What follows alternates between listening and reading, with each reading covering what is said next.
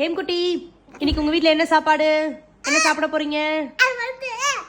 சுண்டல், beetroot, காளான் பிரியாணி. காளான் பிரியாணியா? ஹேமந்துக்கு காளான் பிரியாணி ரொம்ப பிடிக்கும்னு கேள்விப்பட்டேன். அப்படியா? காளான் பிரியாணி வந்து விட்டாரு. அப்புறம் அம்மா காளான் பிரியாணியே சுட்டுட்டாங்க. காளான் பிரியாணி ஒன்றும் பிடிக்காதா? ஐயோ, காளான் பிரியாணி ரொம்ப பிடிக்கும்னு அம்மாச்சி சொல்லுச்சு. அம்மாச்சி ஏமாத்திருச்சா? அச்சச்சோ.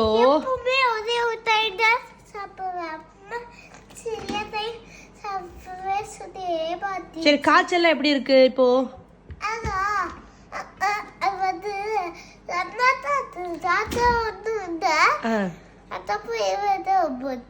இருமல் தான் ரொம்ப இருக்குதா? இருமல் எப்ப சரியாகும்?